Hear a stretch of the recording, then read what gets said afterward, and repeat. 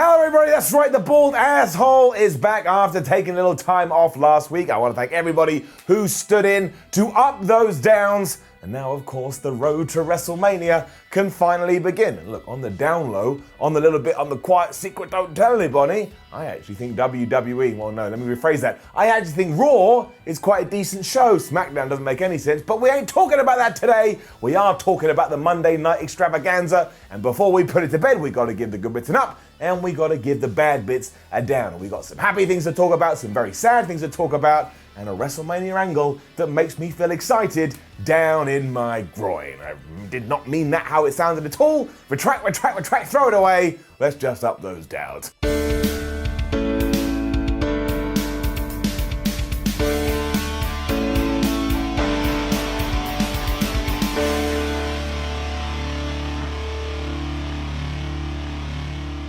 Sad news to start off this week's Raw because we need to put out an urgent call for help, and I beg you, please do listen. Hello, my name is Simon Miller, and yet soon, if a recent epidemic continues to get worse, you may only know me as Simon, or maybe just even Miller, because if you haven't seen over the past few days, months, and even years, people's names have just been vanishing, disappearing, escaping into the dust. The most recent of these does come with WWE superstar Buddy Murphy, who has now just been called Murphy. As teams and family and friends look out for the Buddy, we are reaching out to you today to remind you, please be careful, please be safe, and if you do see a Buddy just floating along the winds, get in touch and we will return it to its rightful owner. Of course, it is imperative that you do put yourself first, because if your name is Dan Silver, you may just become Silver, or if your name is Lucy Wall, you may just become Wall. And as we know, nobody wants to be called Wall. This message was paid for by your local government. Please stay safe. Yep, that's right. Buddy Murphy lost the Buddy from his name and he's now just being called Murphy. Please, for the love of everything WWE, just stop doing this. Although for the purposes of this video, I'm not going to be Simon, I'm just going to be Mill. So I've got rid of the as well. You can just call me Mill, giving it a down. I still do very much enjoy the group that Murphy is a part of. So that could have an up. They were in the ring to kick things off, and Seth Rollins was wearing his one glove pretending he was Michael Jackson, and he let us know that he was going to lead us into the future. I mean, Seth, you didn't have to clarify that. Unless you're Doc Brown, there is only one direction we can go, and that is into the future. He showed footage of the six-man tag match last week, which indeed this group got the victory within, although very handily he left out the footage where he interfered to allow his team to get the victory. He also told us that he was super pissed off with Kevin Owens for not allowing him to go on to Super Showdown to take on Brock Lesnar. But the great thing about that was, because he said KO's name, KO did appear, because you know it's professional wrestling, and if you start Raw, that's all you gotta do, and that person will just walk out onto the stage. Before we could talk, Seth wanted to know which one of his friends was gonna get injured this week, because you know the Big Show has been out of action, and so has Samoa Joe, but Kev wasn't worried about that because he does have a couple of buddies, not you, Murphy, and of course it was the Viking Raiders. He only cared about whipping Rollins's Rockin' Rockettes asses, which is what he did, because all these guys got in the squared circle, or outside I should say, and they started to have a big brawl. Seth Rollins, he stood inside the ring, but he shouldn't have done that, because who then returned to Raw to lock in the Coquina clutch? That's right, it was Samoa Joe, who soon will probably just be known as Sam. Owens then smashed Murphy with a stunner to set up an 8-man tag team match a little bit later. While I do think at some point we're going to have a bit more specific direction, I mean, hands up who actually forgot that Buddy Murphy and Seth Rollins were the tag team champions. That's right, my hand is up. All this is very easy to watch. Puts a smile on my face. We then transitioned into Asuka versus Becky Lynch for the Raw Women's Championship. And while I completely understand if you're upset with how WWE is using the Empress of Tomorrow, all this was great. Up. A proper back and forth contest as that arsehole Kairi Sane kept getting involved. This was so well worked that on occasion I actually let myself believe that maybe, just maybe, Asuka was gonna get the win. I mean, that makes me a bald idiot, but I shrug my shoulders and I move on. Also, the very first thing that Asuka did when she came out was just laugh at Becky Lynch. She had the microphone, she was going, ha ha ha ha ha. She is awesome. And if you are a fan of the tag champs, and again, if you forgot that Kairi Sane and Asuka were the tag team champions, you again would be forgiven. But I understand, if you do really, really like them, you're going to be scratching your head thinking, why are they just bit players in a bigger story? But it don't matter, because they're such good workers, you can't help but enjoy them. So after trading submission attempts, they gave up on that and started trading pin attempts instead, and that was a little bit strange, but unfortunately, it was never going to work out well for the person that likes to spit mist from her face, because Becky Lynch slammed her with the manhandle slam. 1, 2, 3. She is still your damn champion. The man survived then, or at least for a few seconds. And why do I say that? Well, because as soon as this was done, Shayna Baszler decided she was done with NXT. She walked down the Raw aisle, she got in the face of Becky Lynch, and she absolutely kicked her ass. She is getting it up. Shayna had bigger ideas here though, because instead of just punching Becky Lynch or locking on the Kirifuda clutch, she took her teeth, her damn teeth that she eats things with, and she plunged it into the neck of Becky Lynch. She's being a damn vampire up in here. She emerged from this with blood just pouring from her mouth, and that was one hell of a visual, and Becky sold her this like she was now part of Dracula's army. She was like, oh, I need some blood. I already love this feud. I've been waiting for it since Survivor Series, and even if you're not familiar with Shayna Baszler, straight away you're like, well, I ain't gonna flub with that person. She damn near crazy. She biting people's necks. I tell you, I was marking out like a fish to this, and the reason I use the word fish is that I'm not allowed to swear anymore. YouTube gets really mad. So I was marking out like a fish, and there's more to this too. It feels like a proper WrestleMania main event. With that aside though, am I crazy or am I going crazy? Because what happened next, I couldn't understand it at all. Down. Now look, I am happy to finally see the Street Profits in a match, because before this they've just been backstage hanging around playing Nintendo. But here, they were taking on the very odd team of Mojo Rawley and Riddick Moss, and also here, they beat them in around about 7 seconds. Montez Ford hit the big frog splash onto Riddick Moss, and that was that. But much like Asuka, they just felt like bit part players in a different story that WWE was trying to tell. Because really this was all about what was coming next. Because Mojo Rawley was absolutely distraught. He stood there like, what did you do, you absolute bean? Then he went to somebody's mother's house and tried to defend his 24/7 champion. But he shouldn't have done that, because for reasons I can't understand, his new boy, his new pal, his new friend, not his new buddy, because we've deleted that word from the English dictionary, rolled him up. And now Riddick Moss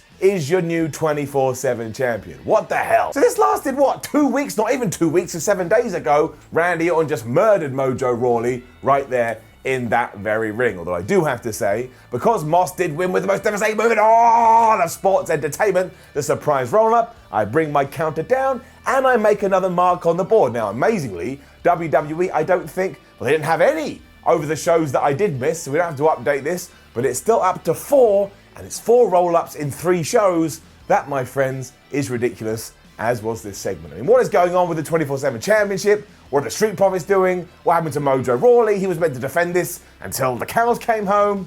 Baffling. Becky Lynch, however, then commandeered an ambulance, and boy howdy, did this make me laugh. Like, we were backstage and all these medical professionals like, Becky, you need help. You've got blood pouring from your neck. You don't want to become an undead zombie. And while she agreed with them, she refused to get their assistance. And like I say, she stole the ambulance and she just drove off. Nobody tried to stop her. They just let her go.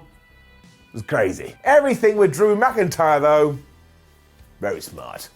Despite reports to the contrary, MVP does seem to be hanging around with WWE for a little while longer, because here he was hosting the VIP lounge. And I know you're rolling your eyes already, you're allowed to, and you certainly should do, because why can't somebody just come out and cut a promo or say some words in the ring? No, we have to have some fancy chairs. His guest was the #1 contender, and this whole segment was just designed to make Drew more over than he already is, because there was a couple of bouncers and they wouldn't let him in because he wasn't the guest list, so we just pushed past. Then every time somebody said WrestleMania, Drew pointed at the side, being all like, aren't I a fun guy? And he is a fun guy, and that is the whole point. In a matter of weeks, he has transitioned from like mean, angry, nothing man dude to, oh, I can still kick your ass, by the way, but I'm also a barrel of laughs. It works. And yeah, everything else here was just a little bit silly. MVP was insinuating that Drew McIntyre may need some help if he does want to be victorious at the show of shows, and essentially, he wants to be McIntyre's Paul Heyman. But of course, Drew ain't into that. Drew doesn't need any help. Drew has got here by himself. So when MVP got a little bit lippy, the Scottish psychopath headbutted his damn ass, and he hit him with the Claymore kick.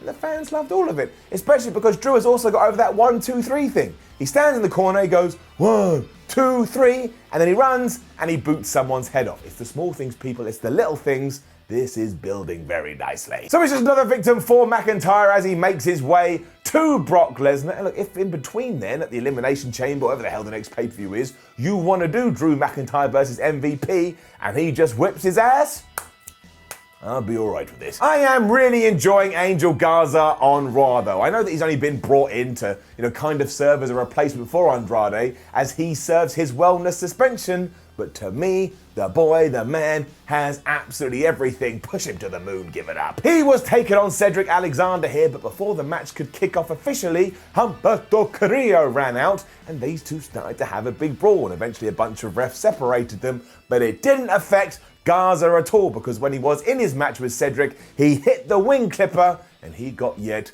another victory. It does absolutely suck that Alexander is persona non grata at this point. I mean, he was being pushed 6 months ago, and now he's just a damn jobber, but it is helping Angel, and therefore, I'm giving it a pass. Things then got a little bit weird with Rhea Ripley, because she was indeed backstage at Raw being interviewed and telling us all she doesn't care that Charlotte hasn't answered her challenge, because Charlotte can kiss her ass. And then for some reason, Sarah Logan turned up, and I think Sarah Logan these days just walks the halls or whatever venue Raw is in and just pops up, and she was so mad. She was so mad that Rhea Ripley, a wrestler, was on a wrestling show. Yeah, that makes all the sense in the world. And of course, Ripley just fobbed her off and was like, who even are you? And it's a great question. She is just a random woman that walks around with face paint on her face. And we did then get a match with these two as Flair watched on. And while I don't understand why WWE is so intent on just jobbing Sarah Logan out, I did actually enjoy what we did here. Because if you're not aware of Rhea Ripley, or you're trying to get Rhea Ripley so over so that she can have a WrestleMania match with Charlotte and it feels like a big deal,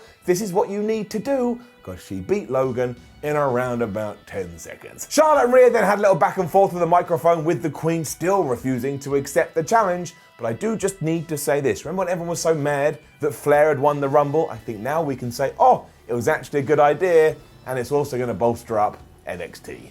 Give it an up. Between all that, we also had a little segment between Lana and Bobby Lashley. And yes, Bobby Lashley and Ricochet are going to go at it again later, given what happened on the main event of last week's Raw. And Lana was really mad, but the key takeaway here is there was no mention of Rusev. We didn't see Rusev. Rusev has just vanished. No reasoning, no explanation, no nothing. So all that time invested, we didn't get resolution. We just got it thrown into the ground. Sucks. With that said, amazingly, Rick then did indeed beat Bob in the middle of the ring, clean as a whistle after the 630. And I think that blew my brain a little bit. Ricochet beat Bobby Lashley in a WWE ring. Like, if I had told you that even a year ago, you would have looked at me suspiciously. Like, what are you trying to get over me, Simon Miller? Excuse me, Mill. What do you have on me, Mill? But that's what happened. You know what? I'm giving it up. And I totally get it. The idea, of course, is to make Ricochet feel like a threat, feel like a big deal before he gets to his match with Brock Lesnar, even though there's not a hope in hell that he's going to win there. But even with all of that, and that's the right thing to do, I can't believe it. Genuinely shocked. Bobby Lashley lost clean. The real life superhero wasn't able to have a perfect night though, because somebody keeps handing him these sheets of paper and saying, Rick, you've got to read this. Can we stop it? But we didn't, so. Hello and welcome to another episode of Nobody Talks Like That with me, Mill. Ricochet, I know it's really unfair that we keep putting you on these week in, week out. It's not your fault, but you still said, I've never backed down from a fight before and I don't intend on doing it now. Besides being WWE champion, that's a dream I've had for the past 17 years. In that time, I've been intimidated by people like Bobby before, but to them, I'm nothing but what he said, a scrawny kid. But that's okay, because this scrawny kid has something that's going to make him last longer than anybody ever. So facing Brock for the WWE title, you see, that is the biggest opportunity of my career, and nobody will stop me from walking, limping, or crawling into Super Showdown. Ricochet, you never told us what that thing was. Again, I repeat, this scrawny kid has something that's gonna make him last longer than anybody ever. Because you didn't clarify, I can only assume that you're talking about Viagra, and if you are talking about Viagra, I don't need to know about your sex life. What I do need to tell you is, nobody talks like that. We then did get an update from Tom Phillips about Becky Lynch, and he told us that she had made her way to the hospital and was finally getting medical treatment. Bex, if that's what you had wanted to do, you didn't have to steal the ambulance. That's literally their job. You could have ridden there in style. All this with Randy Orton, though, is money, I tell you. Money. Smells like green. Give it up. He was all ready to finally tell us why he exploded Edge's head before, of all the people, he was interrupted by Matt Hardy. Now, if you were like me, straight away you would have reacted going, are you kidding me, WWE? Because you remember what happened all those years ago. But that's exactly what Mr. Version 1 was here to talk about. Despite all the fallout between those two and Lita, and if you don't know what I'm talking about, just give it a little Google and prepare yourself for a fascinating day. Those two had managed to reconcile in the years ever since then, and he couldn't imagine having his career stolen away from him like Edge's career was stolen away when he suffered that devastating neck injury. And they've been talking on the phone, they've been texting all of this time, and every now and then Edge would say to Matt Hardy, what if, what if, what if? And now, of course, that what if has become a reality.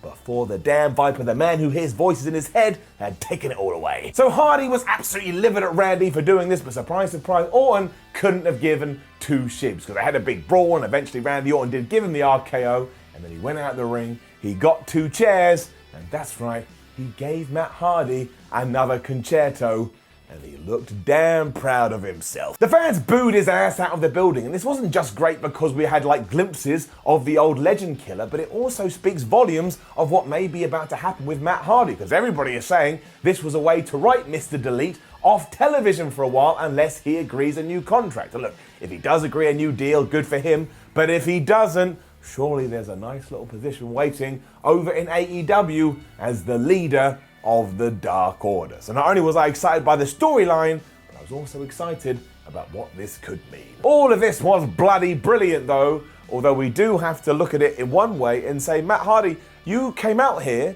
because you desperately wanted an answer from Randy Orton about why he'd done this to Edge, but Randy Orton was about to give that to us, and it was your interruption that stopped it. Either way, best thing on television. Didn't really understand what Ruby Riott was talking about though. She was doing an interview backstage and asked why she attacked Liv Morgan last week.